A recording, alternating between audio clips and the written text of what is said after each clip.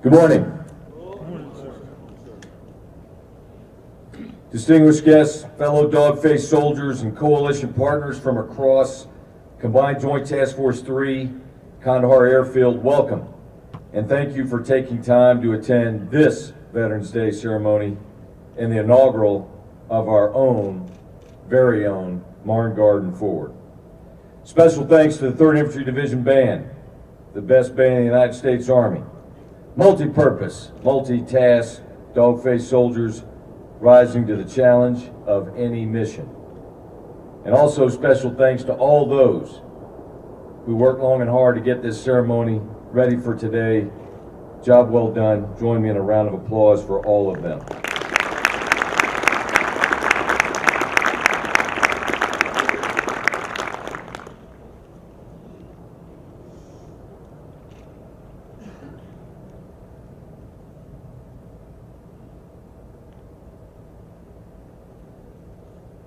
It's not very often that a speaker begins his remarks with silence. It is uncomfortable. It's forced. And we often don't know what to do with ourselves with silence. World War I, the Great War, the war to end all wars, shook the nations of the world for 4 years. And as you heard our narrator state, claimed 20 million lives. The armistice was signed on the 11th hour of the 11th day of the 11th month, and since then, nations who participated in that war commemorate the event with a moment of silence. This day is observed around the world and has many names. Armistice Day, Remembrance Day, the Day of Peace. It once was a celebration of the silencing of the cannons of World War I, and is now a day when nations around the world pause in a moment of silence with solemn pride in the remembrance of the heroism of those who have served, and those who are currently serving, and those who died in their country's service. We don't mark this day each year as a celebration of victory, as proud of that victory as we are. We mark this day as a day of celebration of those who made victory possible. It's a day we keep in our minds the brave men and women of our young nation, generations of them, who above all else believed in and fought for a set of ideals and chose to serve a cause that was greater than itself. In this time of persistent conflict, now for over a decade, our servicemen and women have endured tour after tour in distant and difficult places. They have protected us from danger. They have given others the opportunity for a better life. Today here in Regional Command South, we have 14,056 U.S. soldiers, over 1,000 Australians, a handful of soldiers from the United Kingdom, and at least one Canadian in our headquarters, and several other coalitions serving. And over 40% of our formation are new soldiers who are on their first deployment. New veterans who follow in the footsteps of so many who have gone before them in our nation's history.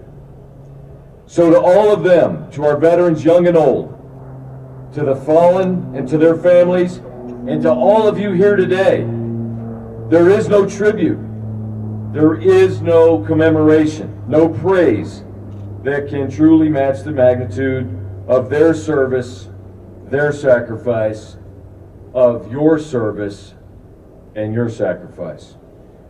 We can only offer a humble moment of silence.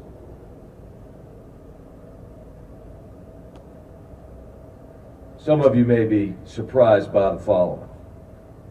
Silence does not come naturally to America, nor to some of our allies. We are loud and busy, constantly moving. We celebrate with fireworks and concerts and parties and picnics and songs and parades. It is not our nature, our national nature, to be still or be silent. Our world is not a silent world. It's not a peaceful world either. And just as we struggle to be silent here today, to be still for a moment, our world struggles with war and strife and injustice, hunger, disease, and destruction.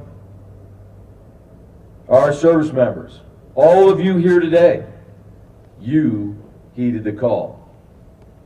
You did not sit back in silence, but are instead taking a stand to bring peace to the world. A life of service is anything but peaceful. From the sound of jets taking off in the middle of the night to the putting on of our gear headed out on another mission, our lives are in constant motion. The days are filled with the sounds of a sergeant's voice, and rifles and trucks and helicopters, jets, AC-130s. And in our heads are filled with the sounds of our children laughing, our spouses and our friends and family. A life of service is not a silent one. Some see silence as inaction, but silence today is a silence full of meaning and message and purpose. In this silence today, we open our spirits to feel the depth of veteran service and sacrifice, and we honor them by silencing our own personal cannons to give them, all of them, the full measure of our respect.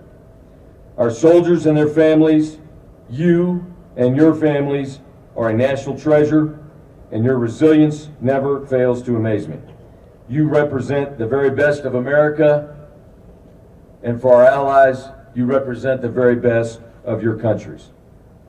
Today we remember the brave men and women who have served in places such as the trenches of France, Chateau Thierry, the Argonne Forest, Anzio, Rome, the beaches of Normandy, the rice paddies and jungles of Guam, Okinawa, Japan, Korea, Vietnam, and the harsh environment of Panama, Somalia, Iraq, and Afghanistan. Let us remember those who are deployed today in service to our country. Let us remember those who, because they paid the ultimate sacrifice, cannot be with us today. And while it is important and proper that we mark this day with humble silence, it is far more important that we spend all our days rejoicing in veterans' service and reminding ourselves that because of veterans, because of you, our country still stands, our founding principles still shine, and nations around the world that once knew nothing but fear, now they know the blessings of freedom. President Kennedy once said, as we express our gratitude, we must never forget that the highest appreciation is not to utter words, but to live by them. To you, veterans, on this Veterans Day, I say simple thank you. Thank you for your service to your country, our country. I thank all of you for being here today. God bless you and your families. Rock of the Marne.